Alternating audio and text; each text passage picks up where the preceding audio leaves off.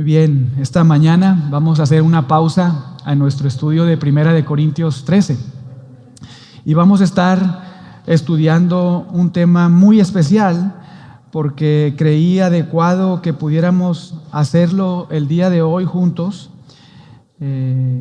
haciendo una pausa a nuestro estudio otra vez de Primera de Corintios 13, pero ahora aprovechando este tiempo, estos minutos aquí en esta escuela dominical, para respondernos a una pregunta, y la pregunta es esta: ¿cómo predicaron los predicadores en la Biblia? ¿Cómo predicaron los predicadores en la Biblia? Y esto lo vamos a considerar en esta nuestra escuela dominical, y ustedes van a ser beneficiados, ¿verdad? Porque más tarde en nuestro sermón dominical vamos a estar estudiando cómo es que Dios desea que sea predicada la Biblia en la iglesia. Y bueno, vamos a abordar algunas cosas que ahorita en nuestra escuela dominical los vamos a ahondar con más detalle. Pero vamos a observar algunos textos para entonces responder a esta pregunta: ¿cómo es que predicaron los predicadores en la Biblia? En cualquier época, ¿verdad?, de la historia de la redención. Vamos a notar cómo es que esto sucedió en la Biblia, porque entonces somos llamados a predicar de esa manera.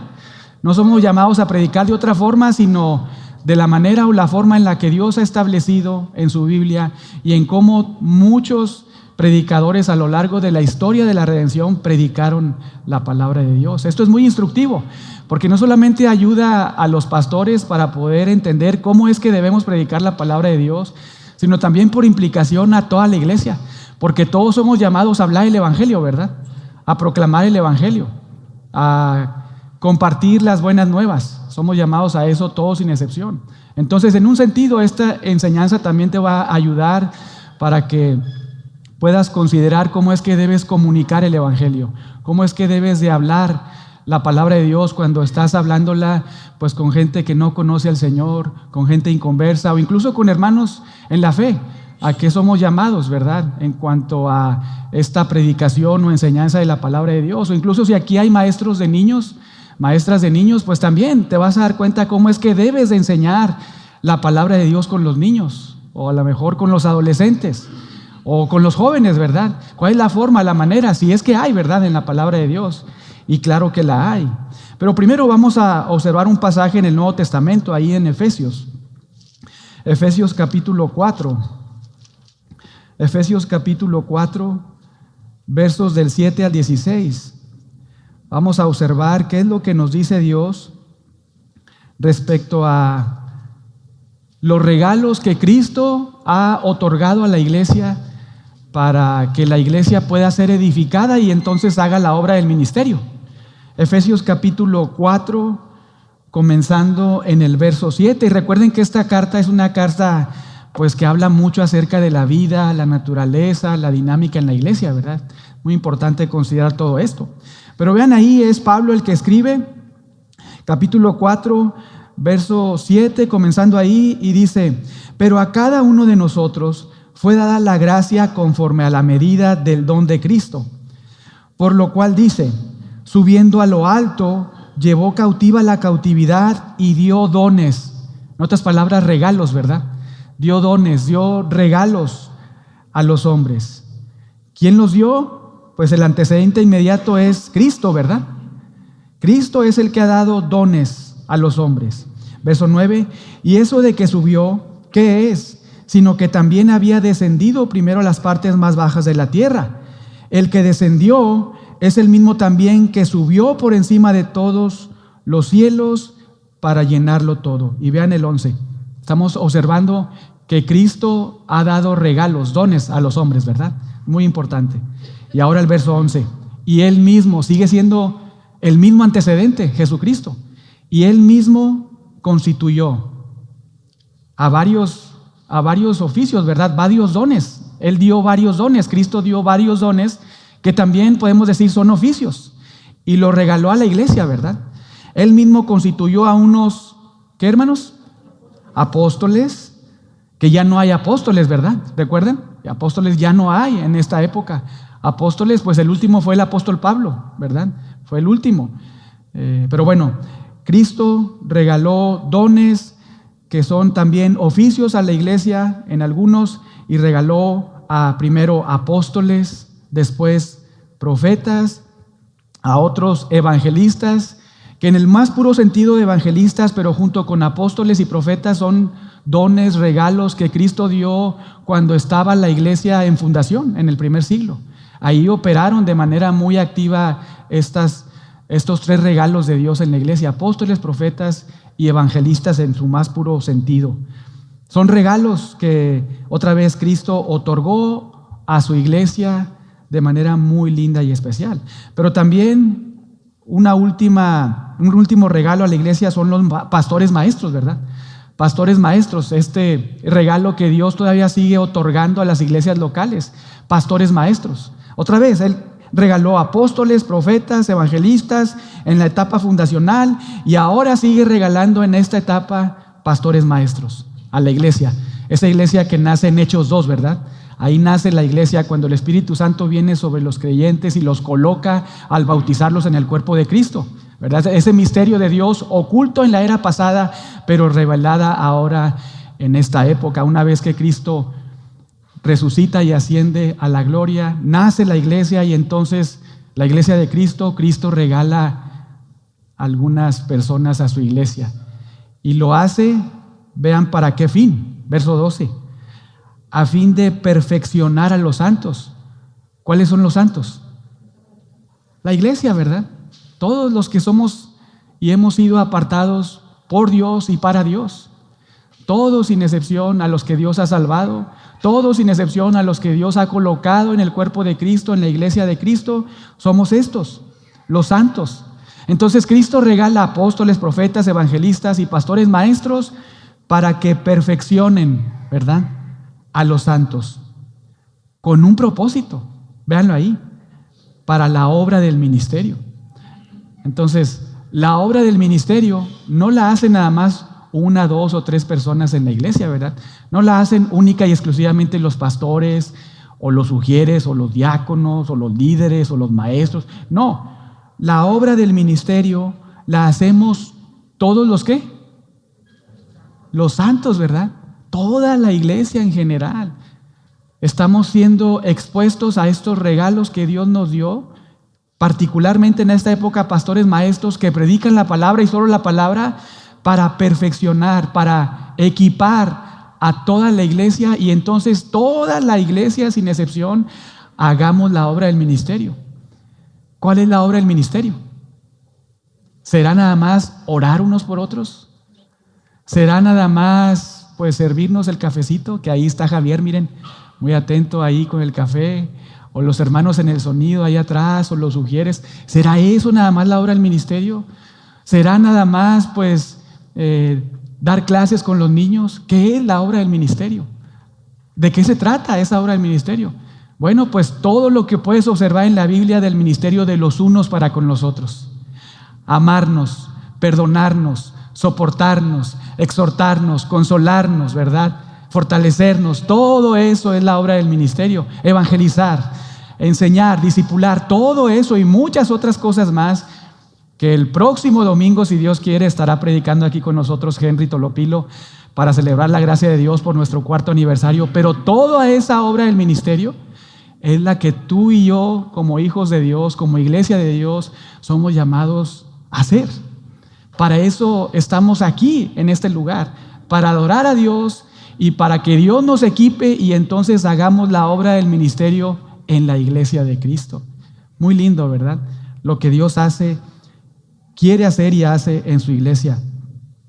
En este caso, pastores maestros predican la palabra para equipar a toda la iglesia, y entonces toda la iglesia hacer la obra del ministerio.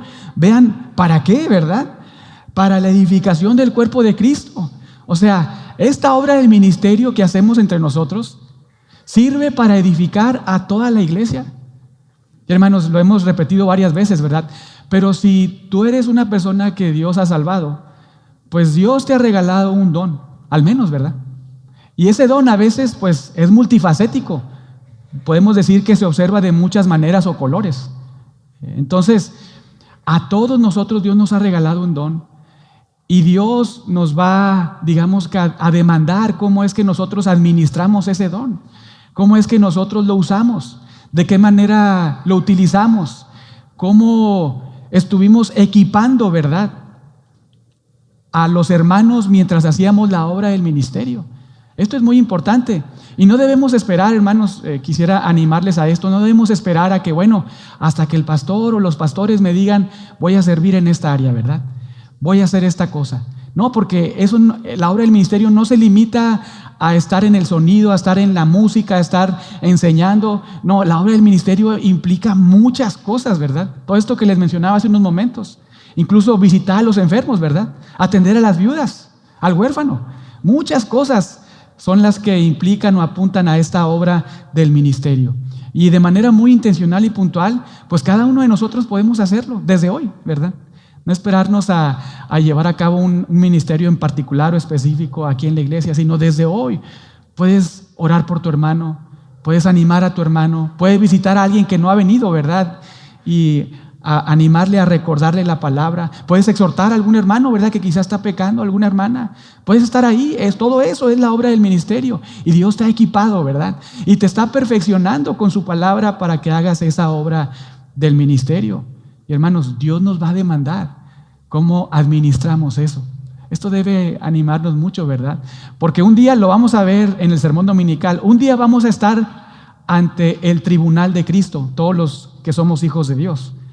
Solamente la iglesia de Dios vamos a estar ahí en el tribunal de Cristo. No estaremos en el juicio del trono blanco de Apocalipsis 20, porque ese juicio del trono blanco, pues ahí nada más van a estar en la parte final los pecadores no arrepentidos que no creyeron en Cristo. Ahí van a estar y solo estarán ahí para recibir inmediatamente el juicio de Cristo para ser enviados al infierno.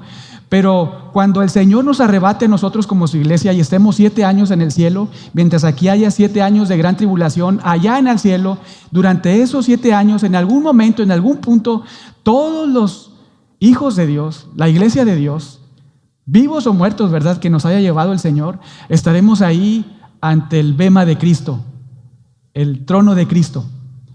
Y nuestro juez, Señor y Salvador Jesucristo, estará evaluando, juzgando cómo es que nosotros servimos a Cristo. Si lo hicimos de manera fiel o lo hicimos de manera infiel. Si lo hicimos con motivaciones correctas o con motivaciones incorrectas. Gracias a Dios, pues ahí no hay condenación, ¿verdad? Porque los que están en Cristo Jesús, ¿qué cosa? No hay condenación, ¿verdad? No hay más condenación para los que están en Cristo Jesús. Cristo fue a la cruz y murió y digamos que bebió hasta la última gota de la ira de Dios que nosotros merecíamos. Pero entonces la iglesia, cuando estemos ahí en ese juicio del bema de Cristo, en el tribunal de Cristo, pues Dios va a evaluar la forma o manera en que estuvimos ejerciendo la obra del ministerio, cómo administramos los dones que Dios nos dio. Y vamos a salir muy gozosos si lo hicimos bien, ¿verdad? Por pura gracia de Dios. El Señor nos va a dar recompensas para después arrojárselas, ¿verdad?, a sus pies. O saldremos muy avergonzados, muy apenados, porque nuestro Señor Jesucristo va a exhibir nuestras vidas. Y lo va a hacer delante de muchos creyentes, ¿verdad? Esto debe ser un ánimo, ¿verdad? Un aliento para pensar y considerar cómo es que ahora mismo estoy yo administrando ese don o dones que Dios me ha regalado y sirviendo a mis hermanos. Porque Cristo no nos ha dejado de ninguna manera, digamos, desarmados. Cristo piensa en esto. Cristo formó a la iglesia, ¿verdad? Porque envió a su Espíritu, el Espíritu de Cristo, a los creyentes para ponerlos en su iglesia todos. Todos estamos ahí en un cuerpo. Pero también Cristo regaló dones a la iglesia. Regaló personas. Apóstoles, profetas, evangelistas, pastores, maestros. Y Cristo los regaló y los equipa a estos pastores maestros en términos de nuestra época para que nosotros seamos equipados, perfeccionados para la obra del ministerio y que nosotros podamos hacerlo con los dones que Cristo, lo sabemos, y el Espíritu Santo nos ha dado a nosotros, y entonces toda la iglesia seamos edificados. Vean toda la implicación, ¿verdad?, de esto. Y la importancia de la predicación de la palabra de Dios y de que todos recibamos con solicitud, con humildad, la palabra de Dios. Pero somos llamados a edificar verso 12 al final, al cuerpo de Cristo, en la medida en que estamos siendo perfeccionados y estamos haciendo la obra del ministerio. ¿Hasta cuándo? Verso 13, hasta que todos lleguemos a la unidad de la fe y del conocimiento del Hijo de Dios, a un varón perfecto, a la medida de la estatura de la plenitud de Cristo, para que ya no seamos niños fluctuantes, llevados por doquier de todo viento de doctrina, por estratagema de hombres que para engañar emplean con astucia las artimañas del error, sino que siguiendo o hablando la verdad en amor, crezcamos en todo aquel que es la cabeza, esto es Cristo, de quien todo el cuerpo bien concertado y unido entre sí por todas las coyunturas que se ayudan mutuamente según la actividad propia de cada miembro, recibe su crecimiento para ir edificándose en amor. Una dinámica muy linda en la iglesia, que está centrada en los regalos que Dios ha otorgado a la iglesia para que prediquen la palabra, equipen, perfeccionen a toda la iglesia y toda la iglesia hagamos la obra del ministerio y todos seamos edificados y todos crezcamos a la imagen de Cristo. Pero vean la centralidad de la palabra, ¿verdad? Porque somos todos edificados, equipados con la palabra de Dios. Muy importante. Ahora, los pastores maestros, estos regalos que Dios ha dado a las iglesias, pues deben de predicar de una forma la palabra, ¿verdad? Deben de procurar estar haciéndolo de una forma. Vayan ahora a Timoteo. Segunda carta a Timoteo, capítulo 2, verso 15. Segunda carta de Pablo a Timoteo, capítulo 2, verso 15. Estos regalos de Jesucristo a la iglesia, particularmente pastores maestros, deben de prestar atención en la forma en que estudian la palabra y predican la palabra. Porque en últimas, pues todos vamos a estar ahí en el tribunal de Cristo, ¿verdad? Y de manera muy puntual, los pastores maestros, los que enseñan la palabra, los que predican la palabra, pues estaremos también ahí, ¿verdad? Todos sin excepción. Por eso Pablo, pues cuando está a punto de morir de manera muy urgente, muy amorosa, ¿verdad? Muy cuidadosa, le dice algo muy particular al pastor Timoteo. Vean ahí, segunda de Timoteo 2, verso 15. Procura con diligencia presentarte a Dios, ¿cómo? Aprobado. Como obrero que no tiene de qué avergonzarse, que usa bien, es decir, que traza bien, que corta derecho, que usa bien la palabra de verdad. Pablo le dice a Timoteo, mira, pastor Timoteo, amado hijo en la fe, amado discípulo, tienes que prestar atención en la forma en cómo estudias la palabra de Dios, cómo la trazas, cómo haces tu exégesis y entonces la predicas. Tienes que procurar hacerlo de forma diligente, de forma adecuada, porque si lo haces en un sentido, si lo haces de forma inadecuada, si no lo haces diligentemente, si lo haces de forma incorrecta, pues el resultado de todo esto, de tu estudio y de tu predicación, va a ser que al final, cuando estés ahí, ¿verdad? En el tribunal de Cristo vas a estar como avergonzado, ¿verdad? Qué pena, ¿verdad? El Señor Jesús ahí en el tribunal de Cristo, sentado en su trono, pues mostrando la forma en cómo predicaste la palabra. Pero Pablo le dice, procura presentarte ahí aprobado. ¿Cómo? Trazando bien la palabra de Dios, estudiando correctamente la palabra de Dios y por ende predicando la palabra de Dios de manera adecuada. Y otra vez, hermanos, pensemos en esto, no nada más en los pastores maestros, aunque estamos enfatizando eso, pero en la manera en cómo nosotros, todos sin excepción, pues discipulamos a otros. Incluso la forma en que instruimos a nuestros hijos, ¿verdad? La forma en cómo los llevamos a la palabra, en cómo evangelizamos, en cómo damos las clases con los niños, con los adolescentes, con los jóvenes. Cada vez que tenemos oportunidad de abrir la palabra, de hablar con otros la palabra, ¿cómo lo hacemos, verdad? Esto es un principio que aplica a todos sin excepción. Procuremos hacerlo de forma adecuada. Procuremos estudiar la palabra correctamente y predicarla también fielmente, para no estar avergonzados ese día, ¿verdad? Que habrá mucho gozo, muy lindo ahí, esos 7 años en el cielo, esperando que se acabe en ese tiempo y venga Cristo y nosotros, toda su iglesia acá, para reinar con Cristo por 1000 años y luego el estado eterno. Pero esos 7 años, pues muy lindos, ¿verdad? Ahí en el cielo. Pero pues va a haber un momento donde quizá algunos pues estén muy avergonzados, ¿verdad? Porque quizá algunas veces pues no predicaron fielmente o tuvieron otras motivaciones al estar sirviendo en la iglesia de Dios.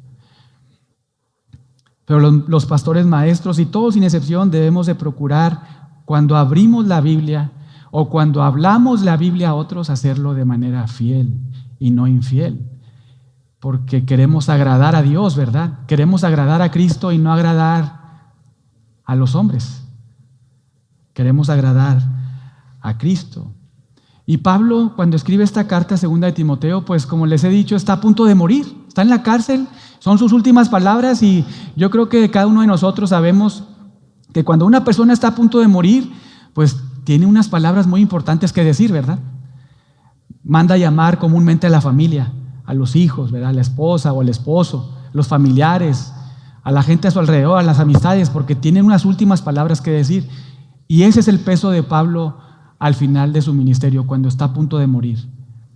Y no solamente le dice a Pablo a Timoteo, haz esto, procura presentarte al Señor de forma adecuada, trazando bien la palabra de Dios, como un obrero que trabaja y no que no trabaja, sino también se interesa mucho porque la palabra sea predicada, enseñada fielmente de generación tras generación, tras generación, tras generación. Muy lindo. Vean esto en el capítulo 2, verso 2. Lo que has oído de mí, le dice Pablo a Timoteo, ¿verdad? Lo que has oído de mí ante muchos testigos, ¿ahí cuántas generaciones van? Lo voy a leer otra vez. Lo que has oído de mí ante muchos testigos, se dirige Pablo a Timoteo. ¿Cuántas generaciones? 2, ¿verdad? Lo que has oído de mí ante muchos testigos, esto encarga a hombres fieles. ¿Cuántas generaciones? 3. Que sean idóneos para enseñar también a... Entonces, ¿cuántas generaciones? 4, ¿verdad? Vean el corazón muy pastoral de Pablo. Está a punto de morir. Y él quiere que el Evangelio y la palabra de Dios siga siendo predicada fielmente. Él desea, tiene eso en su corazón. Porque ese es el deseo de nuestro Dios.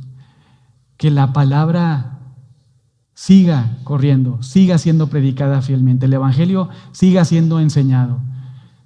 La palabra de Dios siga, el consejo de Dios siga siendo el medio por el cual y mediante el cual discipulamos o aconsejamos a otros. Pablo está muy interesado por la palabra, ¿verdad? Por la palabra de Dios. Y también en esta misma carta, en 2 de Timoteo, lo vamos a ver en nuestro sermón dominical, pero Pablo le dice a Timoteo cómo es que debe predicar la palabra de Dios cuando está en el púlpito, digámoslo así, en Éfeso, ¿verdad? Pastoreando a la iglesia y predicando la palabra de Dios. Gracias a Dios, hermanos, que Dios no nos deja nuestra imaginación, ¿verdad? ¿Cómo es que debemos predicar la palabra? Siempre debemos preguntarnos, oye, a ver, ¿de qué forma es que Dios quiere que interprete la palabra de Dios? ¿Habrá alguna instrucción en la palabra de Dios para saber cómo es que debo interpretar la palabra de Dios? ¿Acaso los apóstoles, los profetas interpretaron de cierta manera la palabra para entonces instruirme y yo interpretarla de la misma forma? Sí, claro que sí. ¿Acaso también habrá en la palabra de Dios alguna instrucción sobre cómo es que debemos predicar la palabra de Dios? Sí, también hay. Dios no nos ha dejado sin instrucción. Y de manera muy linda, tanto en 1 de Timoteo como en 2 de Timoteo, Pablo le dice a Timoteo, que recuerden, es el pastor en Éfeso, le instruye y le dice cómo es que debe predicar la palabra de Dios. Vayan primero incluso a 1 de Timoteo. 1 de Timoteo capítulo 4, verso 13. Recuerden que esta carta, 1 de Timoteo, según lo que vemos en el capítulo 3, verso 14, Pablo le escribe esta carta teniendo un objetivo central, una meta principal, y es que tanto Timoteo, el pastor Timoteo, ¿verdad?, y la iglesia ahí en Éfeso, todos, vean ahí, verso 15, sepan cómo deben conducirse en la iglesia de Dios. En otras palabras, que sepan, entiendan, conozcan cómo deben hacer iglesia, ¿verdad? Esa es la idea. Ese es el propósito principal, central de esta carta. Señalarle a Timoteo y a toda la iglesia qué es lo que deben hacer y qué es lo que no deben hacer o deben evitar en la iglesia. Y a Timoteo, dice varias cosas, ¿verdad?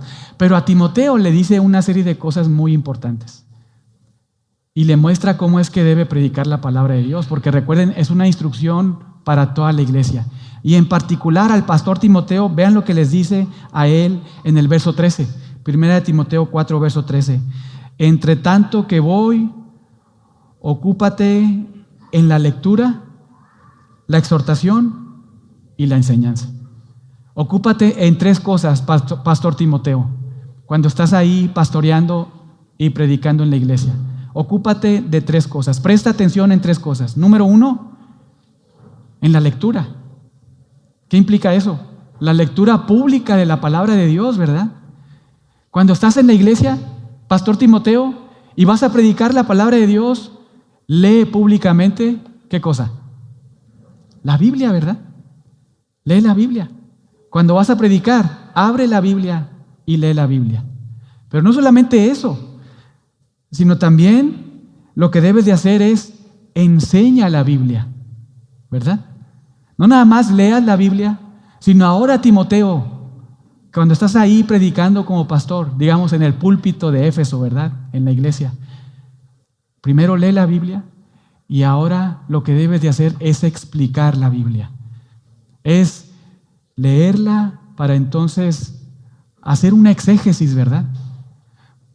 O hacer un estudio de lo que Dios comunicó en su palabra y entonces entenderla tú primero y luego enseñarla. Segunda cosa, ¿verdad? Timoteo, mientras estás predicando, lee la Biblia y luego ya que leíste la Biblia, entonces ahora ponte a explicar la Biblia con la enseñanza, ¿verdad? Ocúpate de tres cosas: lectura, enseñanza y la última, ¿qué es? Vean ahí, exhortación. Exhortación, ¿qué quiere decir eso? Bueno, ya que Timoteo leíste la Biblia, ya que explicaste la Biblia, ahora debes, con ese significado de la Biblia que ya enseñaste a la iglesia, ahora debes exhortar a la iglesia con aplicaciones prácticas para la vida. Esa es la manera o la forma en la que Pablo le dice a Timoteo: debes predicar la palabra. Esa es la manera en que Dios desea que su palabra sea enseñada.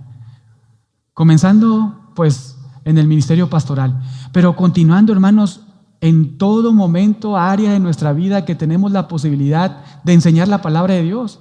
Tenemos que, cuando queremos y deseamos hablar acerca de Dios, de Cristo y del Evangelio de Cristo, pues no vamos a comenzar a platicar de nuestro testimonio, ¿verdad? Aunque puede ser lindo, pero lo que vamos a comunicar o hablar es, ¿qué cosa? La palabra de Dios. ¿Quiero consolar a alguien? Pues no le voy a decir y prometer que le va a ir bien. No, voy a ir a la palabra de Dios, ¿verdad? Para recordarle la soberanía de Dios, por ejemplo. Para recordarle que Dios es un Dios salvador, misericordioso, y ir a distintos pasajes. Voy a leer la palabra de Dios, explicar lo que leo y entonces animar con quien estoy hablando para decirle: mira, tú necesitas arrepentirte de tus pecados, tú debes de confiar en el Señor, tú debes de hacer esto. Es leer, explicar y aplicar la palabra de Dios. Leer, enseñar y exhortar la palabra de Dios. Eso, hermanos, es lo que se ha definido como predicación expositiva. Cuando una persona abre la Biblia, la lee y entonces la estudia para encontrar el verdadero y único significado de la palabra de Dios, después comunicarla a las personas y no quedarse ahí, sino encontrar aplicaciones prácticas para su audiencia, llamar a creer, a mantenerse firme, a arrepentirse de sus pecados. Eso es la predicación que Dios espera en su iglesia. Si hay predicaciones donde solamente se lee el texto, se estudian las palabras, pues esa no es la predicación que Dios desea en su iglesia. Si hay predicaciones donde pues son puras cosas lindas, ¿verdad? Mucha información, pero nada de exhortación, donde no te hacen pensar en tu pecado para que te arrepientas, no te hacen pensar en la fe, ¿verdad? Que debes de afirmarte en Cristo. Esa no es la predicación que Dios desea en su iglesia. La predicación que Dios desea en su iglesia, la enseñanza, ¿verdad? En todos los niveles, niños, adolescentes, jóvenes, adultos, ancianos, matrimonios, jóvenes, en la iglesia en general, es leer la palabra de Dios, enseñar la palabra de Dios y exhortar con la palabra de Dios. No solamente lo vemos ahí, sino también en 2 de Timoteo, lo vamos a estudiar en el sermón dominical. Ahí en el capítulo 4, Pablo le repite casi lo mismo a Timoteo. No hay nada nuevo, ¿verdad? No inventes nada, Timoteo. Tienes que seguir haciendo lo mismo cuando predicas la palabra, cuando estás en la iglesia como pastor, enseñando la palabra, predicando la palabra. No traigas tus ideas, ¿verdad? No traigas tus experiencias. No te amoldes al mundo. No distorsiones ni diluyas la palabra. Te encarezco, capítulo 4, verso 1, delante de Dios y del Señor Jesucristo, que juzgará a vivos y a muertos en el bema de Cristo, ¿verdad? En el tribunal de Cristo, en su manifestación y en su reino. ¿Qué cosa, hermanos? Verso 2. Predica la palabra. Predica la palabra. Y debes de hacerlo siempre, Timoteo, a tiempo y fuera de tiempo. Cuando te aceptan y cuando no te aceptan. Cuando está de moda, entre comillas, y cuando no está de moda. Predica siempre, en todo momento. ¿Cómo es que debes de predicar? Ahí viene. Redarguye, reprende, exhorta. Con toda paciencia. ¿Y qué cosa? Doctrina. No sé si se dieron cuenta, pero es algo muy similar a lo que le dijo en 1 de Timoteo 4, verso 13. Ocúpate en la lectura, la enseñanza y la exhortación cuando predicas. Y acá Pablo le dice a Timoteo, predica la palabra y hazlo con doctrina, enseñando. Hazlo, pues implícitamente leyendo la palabra de Dios, encontrando el significado de la palabra de Dios y entonces enseñando la palabra de Dios. Pero no te quedes ahí. Ya que hiciste esto, ahora entonces, ¿qué vas a hacer? Redarguye, reprende, exhorta con toda paciencia. Ahí está otra vez la predicación que Dios desea en su iglesia. Una predicación donde se abre la Biblia, se lee la Biblia, se enseña la Biblia, pero luego entonces se hace exhortaciones con la Biblia. Se encuentran aplicaciones para la iglesia, para que todos seamos entonces expuestos a cómo es que yo puedo aplicar eso en mi corazón y en mi vida. Y otra vez, para también nosotros comprender nuestra necesidad de identificar nuestro pecado, ¿verdad? Vean ahí, redarguye, reprende, exhorta. En función, pues quizá al pecado, los pecados que hay, a la falta de fe, la falta de amor. Sí, la palabra de Dios nos consuela, ¿verdad? ¿No es cierto? Nos anima mucho. Cuando estamos agobiados, encontramos un refugio muy, muy lindo que nos hace perseverar en la fe, nos da sabiduría, nos da instrucción. Pero también la palabra de Dios es como una espada, ¿verdad? De dos filos, que penetra hasta partir el alma y las coyunturas, que nos muestra nuestra necesidad de conocer y entender, nuestra necesidad de confesar nuestro pecado. A veces la palabra de Dios ocasiona pues mucha ternura, mucho amor, ¿verdad? Algo muy bonito en nosotros, pero a veces hoy como que nos incomoda. Pero esa es la predicación de la palabra de Dios que Dios quiere que sea predicada en su iglesia. Otra vez, una predicación expositiva, donde todos los que tienen oportunidad de predicar o enseñar, ¿verdad? Pues puedan hacerlo leyendo la palabra de Dios, explicando la palabra de Dios y exhortando con la palabra de Dios. Y lo sabemos, ¿verdad? Los pastores maestros son los que son llamados a predicar la palabra de Dios, son regalos de Dios para la iglesia para predicar públicamente la palabra de Dios. Pero también puede haber otros hermanos, ¿verdad?, que pueden predicar, enseñar la palabra de Dios en un contexto, por ejemplo, también en un púlpito, ¿verdad?, en una reunión general donde hay hombres, mujeres, niños, etcétera, una reunión general. Pues cualquier hermano fiel puede pararse aquí en una escuela dominical, en un sermón dominical, que no necesariamente es un pastor, pero cuando se para aquí es llamado a hacer lo mismo, ¿verdad? Es un principio para todos los que enseñamos la palabra de Dios, pero también para ti, si eres una mujer, hermana, no que estés parada aquí, ¿verdad?, en una reunión general donde hay hombres y mujeres, una reunión mística, una reunión mixta, sino, por ejemplo, las hermanas, pues cuando están ahí con los niños de 3 a 5, ¿verdad? Yo creo que aquí hay muchas hermanas que enseñan ahí con los de 3 a 5, con los de 6 a 8, con los de 9 a 11, junto con el esposo.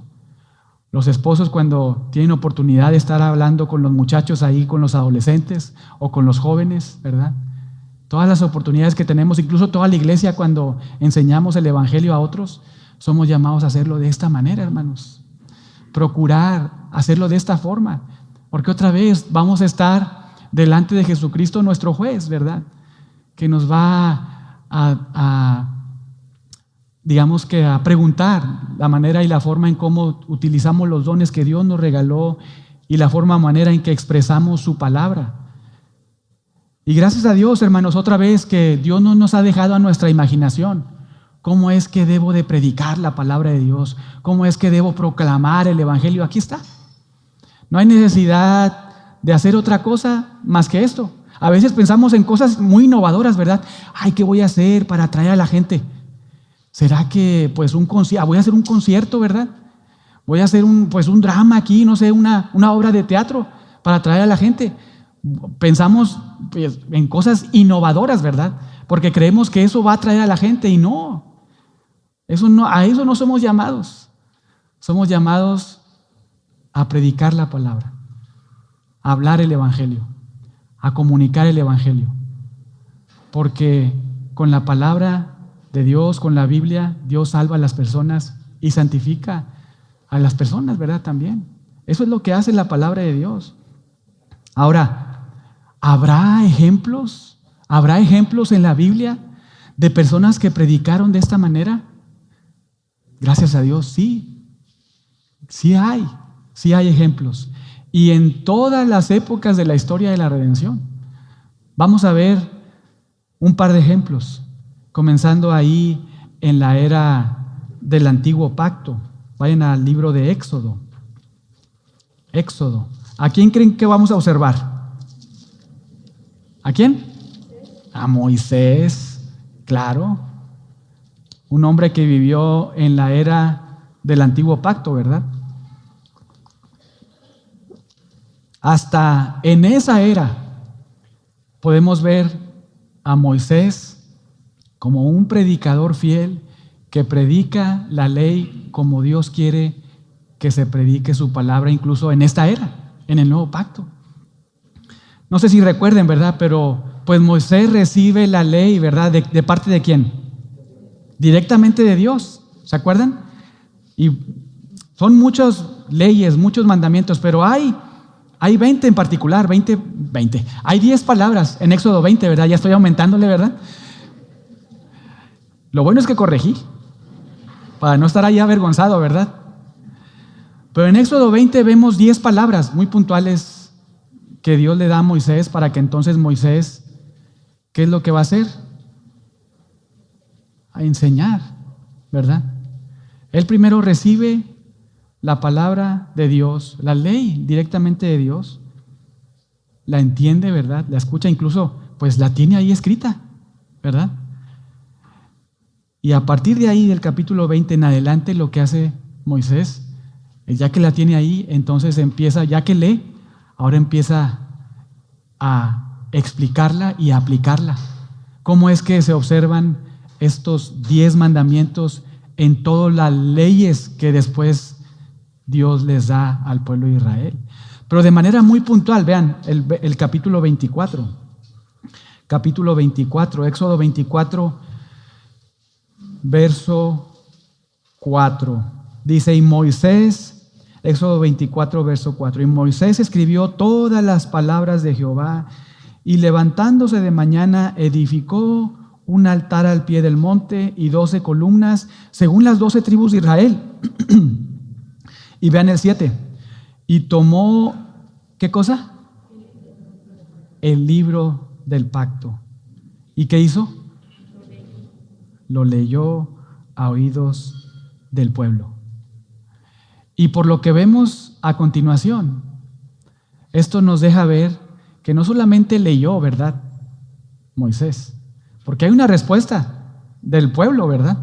El pueblo dice ahí en el 7, haremos todas las cosas que Jehová ha dicho. Entonces, necesariamente para que el pueblo hubiera respondido de esta manera, Moisés no solamente pues leyó el libro del pacto, sino que explicó, ¿verdad? Y exhortó después de que leyó y explicó. Y entonces el pueblo, ¿qué dice? Haremos todas las cosas que Jehová ha dicho y obedeceremos. Ahí está. Leer, explicar y exhortar con la ley, en este caso, ¿verdad? Al pueblo. En una era donde no estamos en la era del nuevo pacto de la iglesia, pero estamos en una época, en el antiguo pacto, donde podemos observar y ver y notar la forma en cómo Dios siempre ha querido que las personas hablen su palabra, proclamen su verdad, prediquen lo que Él ha dicho, leyendo, explicando y exhortando. Esto mismo sucede, esto fue con la primera generación de Israel, ¿verdad? Lo sabemos. Pero lo mismo sucede en el libro de Deuteronomio. No vamos a ir ahí, porque son varios pasajes. Pero ahí hay 3 grandes discursos y lo puedes investigar. Muchos de ustedes tienen sus Biblias de estudio que les hemos obsequiado como iglesia. Pero en sus Biblias de estudio pueden ver que ahí en Deuteronomio hay 3 grandes discursos de Moisés, ya no a la primera generación de Israel, sino ahora a la segunda generación de Israel, ¿verdad? Y lo que hace Moisés en esos 3 grandes discursos es recapitular la ley, volver a enseñar la ley a esta segunda generación, pues que eran unos niños, ¿verdad? O que nacieron ahí en el polvo, en el desierto. Les lee la ley, les explica la ley y les exhorta la ley, en esos 3 grandes discursos. Entonces tenemos a Moisés, tanto en la primera generación como en la segunda generación, pero hay otro personaje, Esdras. Vayan ahora a Nehemías. Nehemías capítulo 8. Nehemías capítulo 8. Comenzando en el verso 5. Nehemías capítulo 8, verso 5. Pasan pues muchos años, ¿verdad? Y entonces se encuentra aquí Esdras con el pueblo de Israel y hace algo muy particular. Vean ahí, Esdras, quien por cierto se había dedicado toda su vida, se había preparado para inquirir en la ley, es decir, para investigar, para estudiar y entonces enseñar todo lo que Dios había dicho. Entonces vean lo que hace Esdras. Abrió pues Esdras, ¿qué cosa? El libro a ojos de todo el pueblo. Es como si él hubiera buscado un lugar alto, ¿verdad? Se pone en un lugar alto para ser escuchado. Algo que les decía a los jóvenes el viernes, que la sabiduría está muy visible, clamando a grandes voces porque quiere ser escuchada. Esa es la sabiduría de Dios, no está oculta. Y Esdras lo que hace es, se pone de pie y a ojos de todo el pueblo, entonces abre el libro. Estaba más alto que todo el pueblo. Y cuando lo abrió, vean, todo el pueblo estuvo atento. Esa es la solicitud que debemos de tener todos cuando venimos a escuchar la palabra de Dios. Estar solícitos, atentos, humildes, recibir la palabra de Dios, porque es el libro de Dios, ¿verdad? Es lo que Dios quiere comunicarnos. Pero Esdras, en este momento que se pone a predicar, abre el libro y entonces verso 6, bendijo Esdras a Jehová Dios grande. Y todo el pueblo respondió, amén, amén, alzando sus manos, y se humillaron y adoraron a Jehová, inclinados a tierra. ¿Por qué? Porque Esdras dijo, bendito eres, Jehová. Y todo el pueblo respondió de la misma manera, ¿verdad? Y vean el 7, y los levitas, Jesúa, Bani, Serebías, Jamín, Acú, etcétera, parte final, hacían entender al pueblo la ley. ¿Qué es eso? Explicaban, ¿verdad? No solamente abrieron el libro de la ley y lo leyeron, sino explicaron, hacían entender al pueblo la ley. Y vean cómo estaba el pueblo otra vez, un énfasis, ¿verdad? El pueblo estaba ¿cómo? Atento en su lugar. Y otra vez el 8, y leían en el libro de la ley de Dios claramente y ponían sentido de modo que entendiesen la lectura. Otra vez, subrayando la necesidad de explicar, ¿verdad? La ley. Leer la ley y explicar la ley. Verso 9, y Nehemías el gobernador y el sacerdote, Esdras, escriba y los levitas que hacían entender al pueblo, dijeron a todo el pueblo, día santo es a Jehová nuestro Dios, no os entristezcáis ni lloréis, porque todo el pueblo lloraba oyendo las palabras de la ley. ¿Qué es eso? Exhortación, aplicación. Ya que leímos la ley, ya que te he explicado la ley, entonces ahora aquí está la aplicación para ti, pueblo de Israel. No llores. En un sentido, no estés de luto. Luego les dijo, verso 10, id, comed grosuras y bebed vino dulce y enviad porciones a los que no tienen nada preparado. Porque día santo es a nuestro Señor. No os entristezcáis, porque el gozo de Jehová es vuestra fuerza. Los levitas pues hacían callar a todo el pueblo diciendo, callad porque es día santo y no os entristezcáis. Otra vez, ¿verdad? Exhortación tras exhortación, aplicación tras aplicación, leyendo, explicando y exhortando con la ley. Y todo el pueblo, ¿qué hizo? Obedeció. Gracias a Dios, ¿verdad? Recibió con solicitud la predicación. Se fue a comer y a beber y a obsequiar porciones y a gozar de grande alegría. ¿Por qué? Porque habían entendido las palabras que le habían enseñado. Porque escucharon la ley, entendieron la explicación de la ley y recibieron la exhortación con la ley y entonces obedecieron. Verso 13, al día siguiente se reunieron los cabezas de las familias de todo el pueblo, sacerdotes y levitas, Esdras el escriba, para entender las palabras de la ley. Aquí tenemos otra vez, ¿verdad? Muy claro, la forma en cómo predicaban, digamos, en nuestro Antiguo Testamento, los predicadores la ley, ¿verdad? ¿Cómo lo hacían? Leyendo, explicando y aplicando la palabra de Dios. Ya no hay tiempo para ver tantos ejemplos en el Nuevo Testamento, pero simplemente veamos al más grande predicador que ha existido y existirá para siempre, el juez Jesucristo, ¿verdad? Vamos ahí a Lucas. Lucas capítulo 4.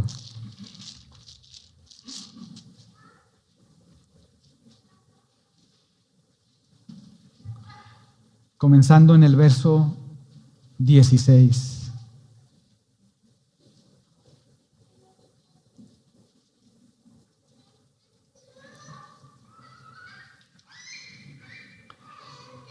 Vean ahí cómo comienza.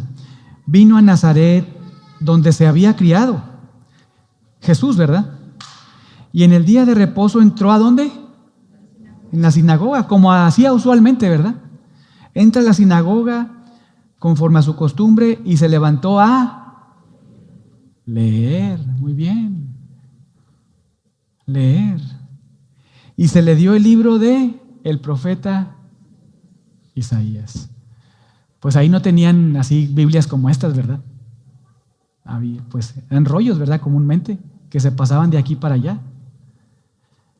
Le dan al más grande maestro, ¿verdad? Señor, Rey, juez, a Jesús, el verbo humanado, se le da el libro del profeta Isaías y habiendo abierto el libro, halló el lugar donde estaba escrito y empieza a leer, ¿verdad?